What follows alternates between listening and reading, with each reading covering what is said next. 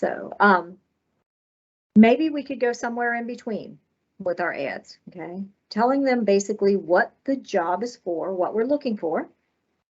Okay? But make it sound a little bit more attractive instead of demanding. So maybe we could use this example from TriMet from Portland, Oregon. Okay, so it says we're looking for, you know, safe, reliable, courteous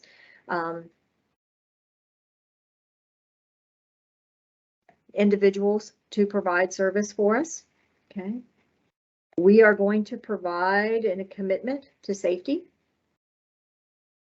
Again, how we're going to do that. Okay. Again, making our ad look a little bit more attractive, eye-catching.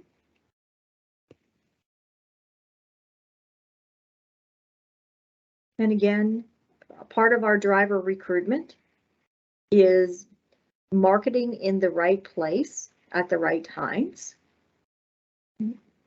So one of the things that I would like to point out that recently is being used a lot and seems to be having success is target audience locations for advertising, and then methods that are most appropriate for those target audiences. For instance, you may never have thought about if you're going to advertise for drivers, okay, that you're going to reach out to AARP to see if they have a method of getting the information out about positions that you have open. Okay. Again, there's a slight difference in the age group and demographics of individuals that work for some of the larger urban systems versus those that are working for the rural transit providers. Okay. The rural transit providers tend to attract an older demographic that may, like I said, have been retired from a previous position looking for something to do, a little something to do. Okay. And they may not actually be the ones that are out there searching all the social media information or whatever, or getting on Indeed or Monster, those kind of things. They may be hearing about your organization from word of mouth or the old school newspaper ad, okay? Or, I mean, even if they're looking at the newspaper online, okay? They may see something, you know, stuck up on a bulletin board somewhere, or at a local meeting that they have gone to, a civic club meeting or an organizational meeting. Okay. So getting the information out to the proper audiences for the populations that you want to target is key to recruitment. Okay. So again, when we're marketing the position, we want to sell the position, okay, more than just stating the facts. Okay, we need to provide the facts, okay, but we need that hook in there, okay. We need something to draw them in. Okay, so if I, you know, I'm saying that, hey, our services are, you know, safe, those kind of things, that we're going to provide training, right? Instead of just stating the demands, okay, you need to have this and have this and have this. Okay, so, you know, training is provided to qualified candidates, those kind of things. Okay. Also, if we can portray our strategic picture, okay, so somehow, again, relay what our mission is through our organization, okay, and also portray that with whether it be smiling passengers or employees, okay, showing how that we are assisting our passengers. Okay. Again, new buses, different things like that, in the pictures that we are using, any of the things that's going to draw someone in, okay, to hopefully get them to apply. Okay. And then once you have them in the door, okay, then that's when your work really starts on, again, selling them on your organization, informing them, you know, truly what the job is about, okay, and providing them all the information that they need to, one, make an informed decision, but also want to come to work for your organization. So if you've gotten any rewards or awards or anything with your organization, those kind of things. If you've had a no accidents for 3 years or something like that, go ahead and promote it.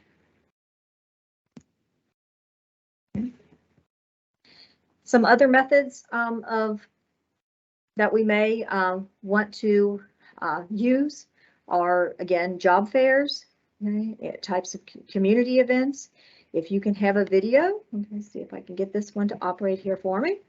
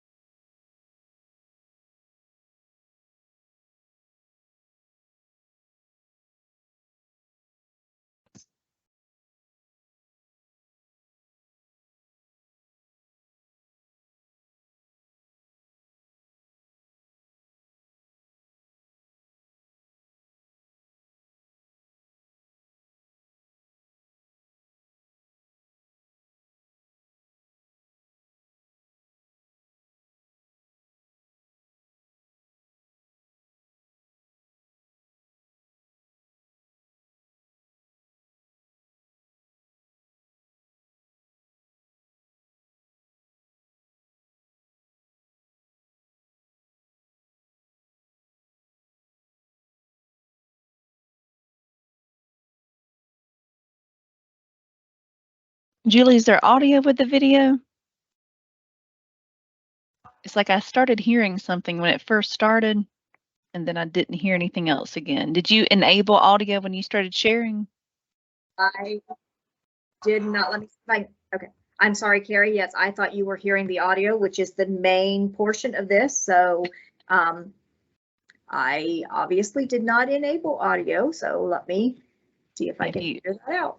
Yeah, if you quit sharing and then share again, then there's an option to enable audio. Okay. Sorry about that.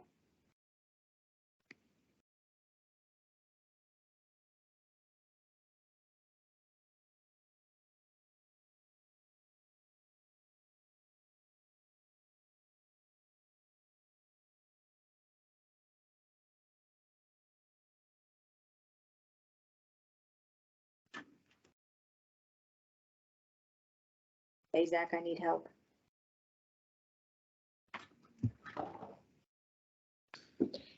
I'm sorry about that. I'm getting someone to come help me get the audio going right now.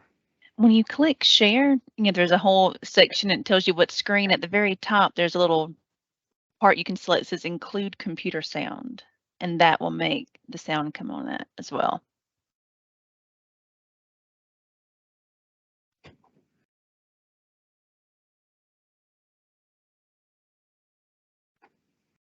Not seeing it here. I'm trying. Oh, okay. Include system audio. Never mind. I got it, Zach. I think. Yeah, every version's a little different with how it's stated.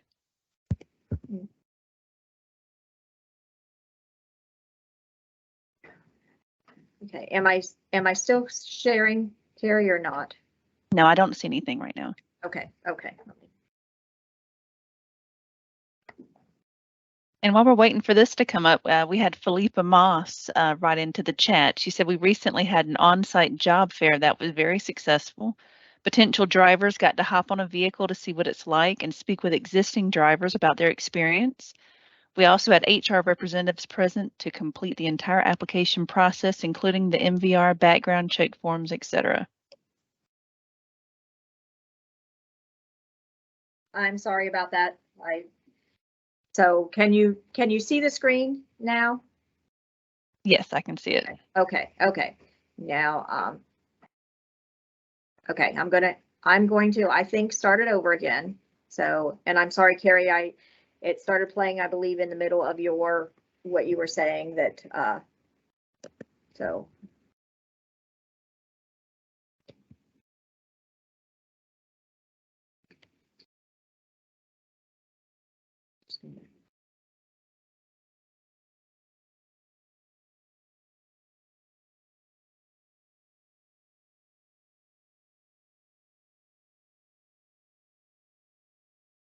I'm still not hearing anything.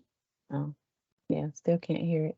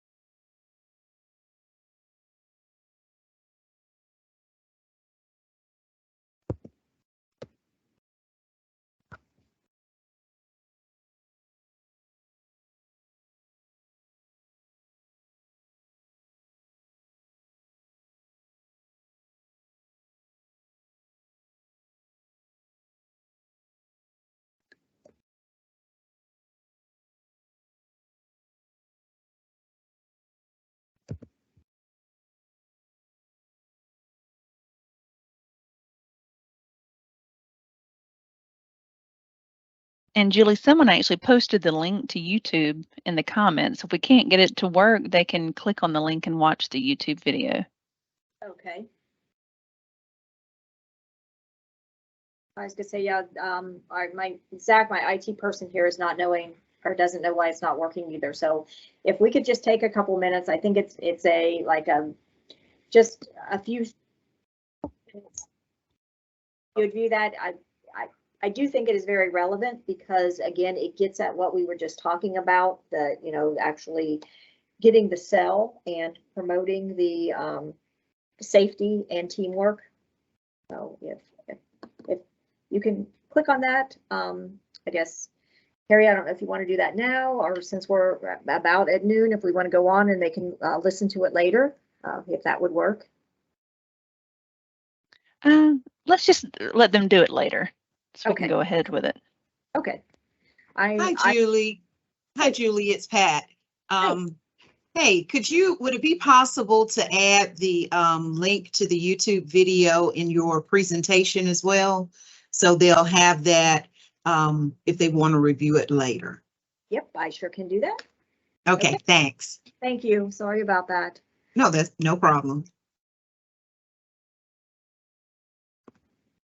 Now I just need to get back to presentation. And again, is this screen, you're not? I'm still seeing your screen and I see that the video is playing. Okay.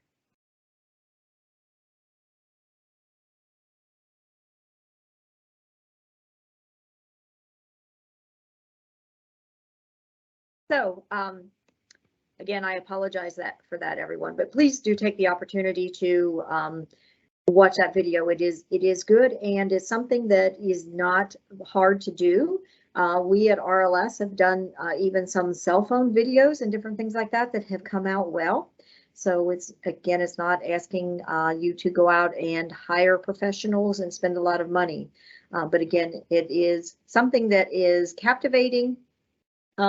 If it would be on your website, different things, or you are at a job fair, that you can have it playing. Okay, it again attracts attention. Okay, so let's move on to the hiring process. Okay? And I am going to say that in the transit industry, okay, we do have a very complicated hiring process. That requires us to do drug and alcohol background screening, background checks, different things like that. Okay, that can take some time. Okay, so what we need to again make sure that we are doing is educating our applicants of the process and why the process is in place. Okay, but then also trying to eliminate as many obstacles as we can to hopefully move things along systematically and quickly. so that we don't have someone that is out there waiting for 2, 3, 4 weeks to hear from us, whether we are going to provide an interview to them, okay, or whether, you know, we it takes us 3 weeks to get drug and alcohol testing scheduled, those kind of things. So again, thinking about that, looking at what our internal processes and procedures are, and seeing if we can do things to make things clear and concise and move along as quickly as possible, okay, and eliminate any unnecessary steps. So if there are also things like we can do that we can provide online applications, online submission. Somebody doesn't actually have to mail a paper version to us or come into our office, those kinds of things, making things as simple as we possibly can and as convenient as we possibly can. So again, as I mentioned before, looking at our qualifications requirements, okay? What are those qualification requirements tied to? Okay. Sometimes they may be tied to a contract we have. Okay. So if that's the case, okay, maybe we do have to have that requirement. Okay. Maybe we don't. Maybe that might be negotiable with whoever we're holding the contract with. Okay. Maybe it's just something that's been in there for years and years and years, and it is open for negotiation. Okay. So again, from the management perspective, looking at what we can do to simplify things and increase our applicant pool. So again, like that 6 years of driving experience, okay? Whether we're required to have a CDL or a passenger endorsement on the license, okay? Would you consider accepting someone that possibly doesn't have a CDL or a passenger endorsement and providing training for that individual, or helping them in some way get their CDL or get a passenger endorsement? Okay. Working well with others. Okay. What does that mean and what does that say, you know, to someone? Okay. Does that have to be in writing somewhere, or is that kind of a given if I'm part of a team and I'm going to be providing customer service? Okay.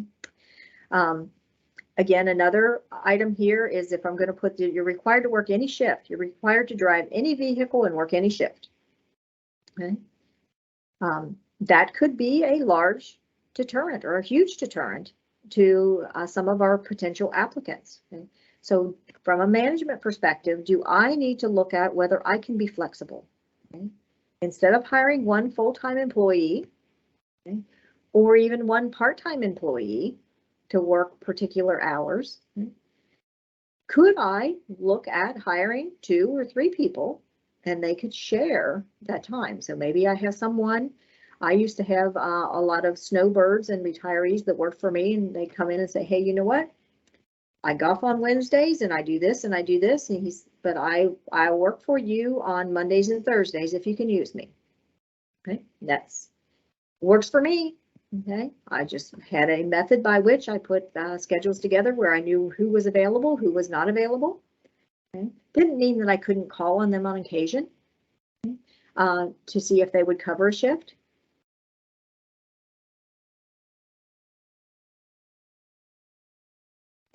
Okay. Again, can we possibly provide CDL training? That's a biggie now, right? With all the entry-level driver training requirements. Okay. How are we going to do that? Can we provide that? If we can't provide it directly, is it something that we can contract with someone else to provide? Thinking about, hey, can we teach customer service skills? Can we give people the tools that they need to provide good customer service? We know that customer service oftentimes with transit can be very specific because we're dealing with individuals with mobility impairments and other needs. So what can we do to help that?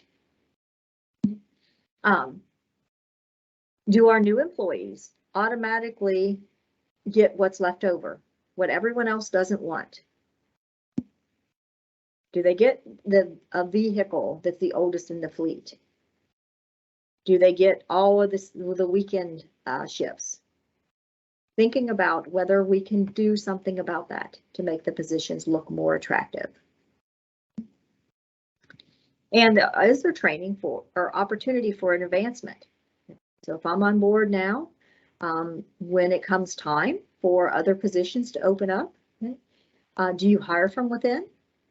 Are current employees considered first for positions? And again, communicating that information. Okay.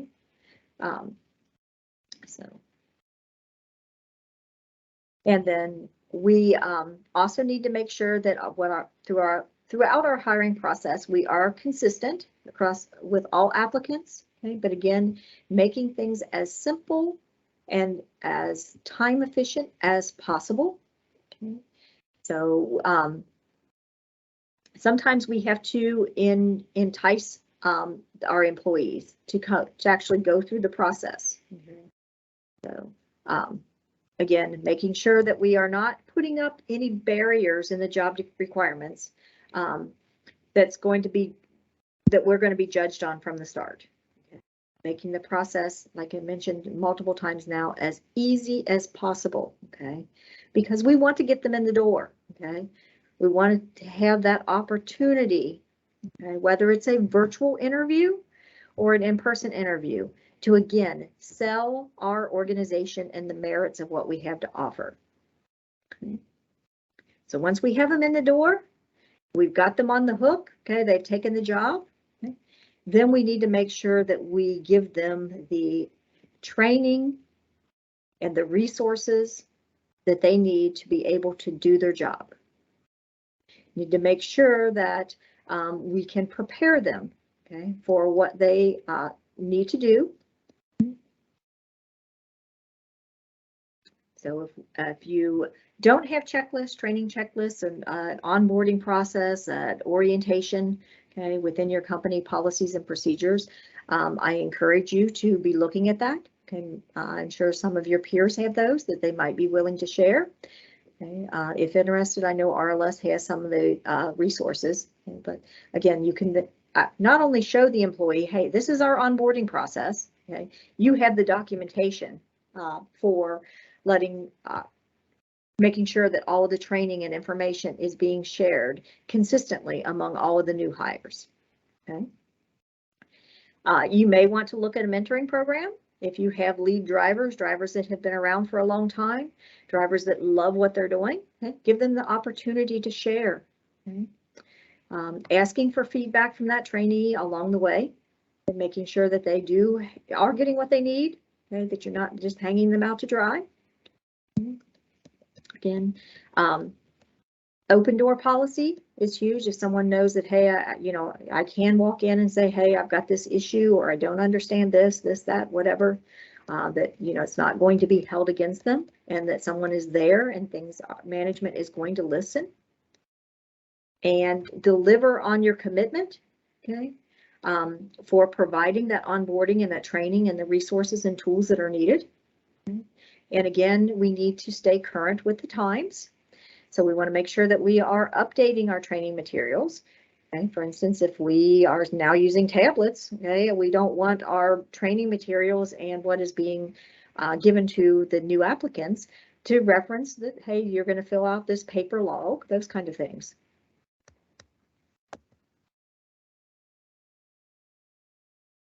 So once we have that employee, we've recruited them, we've gotten them through the application process, we've gotten them through the onboarding process, we want to make sure that we are keeping them. Okay? We have a lot of time invested, we have a lot of money invested. They are our frontline employees are our most valuable asset with the transit organization. So we need to make sure that we have some tools in place, again, that are going to keep them with our organization. Regardless of what we can pay them, okay? If we can keep them happy within their position, that's going to go a long way, okay? So some of the things that we might be able to do is a wellness program, okay? Even if that wellness program is sharing of information, or maybe a weight loss program, again, amongst employees, those kind of things. Okay. Always that continued education. Timely and meaningful evaluation. Some of you may think, hey, no one wants an evaluation. If I'm doing a good job, I want to know that I'm doing a good job. At the same time, if I'm doing something wrong, I would appreciate having some training on how to correct that. Okay? So, but again, one of the big things is, okay, but don't mess with my pay unless you're going to give me an increase. One of the biggest things that we can give our employees is our respect. Okay? We need mutual respect, but we need to show our respect for the employee. Okay? Because it's easy to promise things, say, we respect all of our employees. Okay? But actually making it happen, showing that we care by giving them what they need and letting them know when they are doing a job well done. Also letting them know when there may be something that they need to correct. Okay, so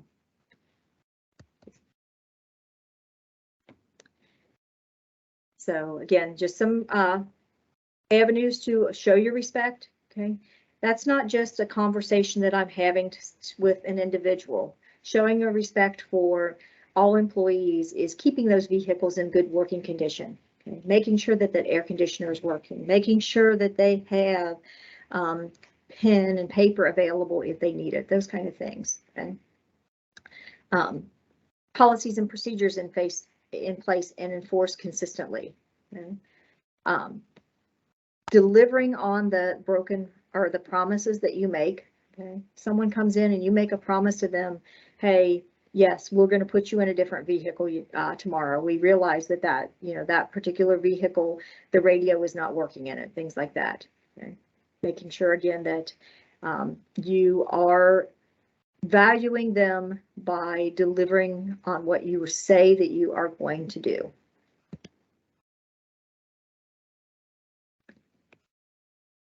Okay. Again, for the employee and the agency both to benefit, okay, we have to place value on the employee. Okay?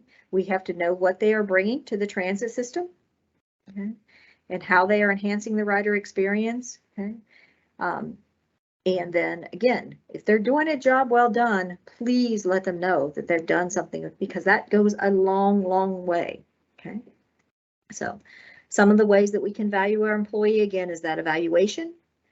Okay, give them additional responsibilities. Okay?